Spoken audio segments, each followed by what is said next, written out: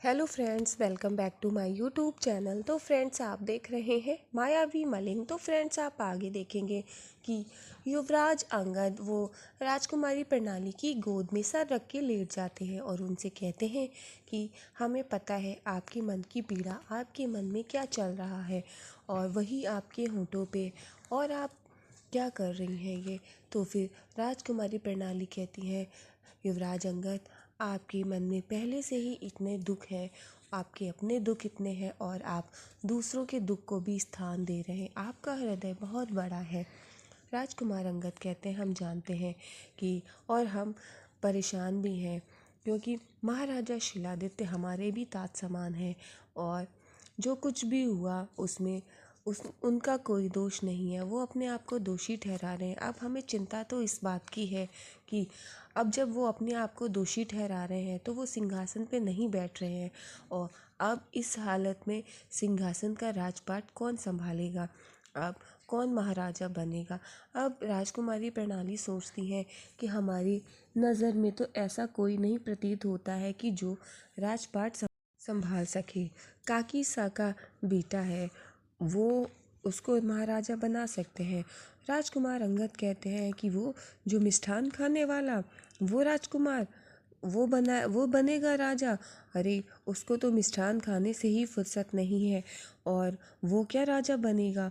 उसमें तो एक भी गुण ऐसा नहीं है। देखिए प्रणाली, राजकुमारी प्रणाली, देखिए आपके आसपास कोई ऐसा होगा जो महाराजा बनने योग्य होगा, जिसमें सारी योग्यता होगी।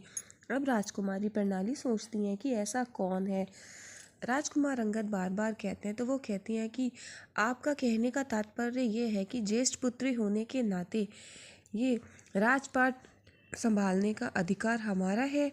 लेकिन राजकुमार अंगद, आप ये समझने की कोशिश करिए कि हम में राजा वाले एक भी गुण नहीं है। हम राजपाट कैसे संभाल सकते हैं, हम कैसे कोई निर्णय ले सकते हैं। तो राजकुमार अंगद कहते हैं कि सोचिए। और फिर राजकुमारी प्रणाली कहती है, लेकिन मलिंग राज्य में एक स्त्री को राजा के स्थान पर कोई नहीं रखेगा। और फिर राजकुमार अंगद कहते हैं कि सोचिए, हम वस्त्र बदल कर आते हैं और इधर महाराजा शिलादित्य की दोनों पत्नियां आती हैं। वो ये कहती हैं कि महाराजा, आप गलत कर रहे हैं। आप इस सिंहासन पर किसको बैठा लेंगे और वो सिंहासन आपके ही लिए, वो राज्य आप ही संभाल सकते हैं। लेकिन महाराजा शिलादित्य कहते हैं, हम दोषी हैं, हम ये राज्य नहीं संभाल सकते हैं और एक दोषी राजा की गद्दी पर बैठे, ये उचित नहीं होगा। इतने में राजकुमारी गरिमा आ जाती हैं। वो ये कहती हैं कि ताजशी, आप कह रहे हैं कि आपने वो जो मानसरोवर के जल की शीशियाँ दी थी, इसकी वजह से आप दोषी हैं। ऐसा भी तो हो सकता है कि महाराजा त्रिशंकु के पास जाने के बाद वो शीशी बदल गई हो और तब वहाँ पर कुछ हो गया हो। तो वो कहते हैं कि ऐसा कैसे हो सकता है।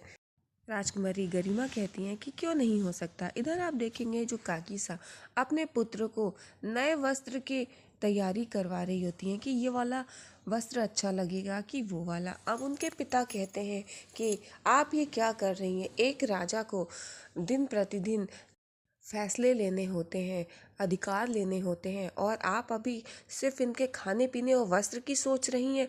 तो वो कहती हैं कि राजमाता तो हम ही बनेंगे, हम ही ये राजपाट संभालेंगे, फिर हम महारानी की पुत्रियों के उनको सही स्थान दिखाएंगे। इधर राजकुमारी ऐश्वर्या वो चेगू की माता अंतरा के पास पहुंच जाती हैं। वो बताती हैं सारी बात कि क्या क्या हुआ था और किस तरह से वो शीशी उठा लाई।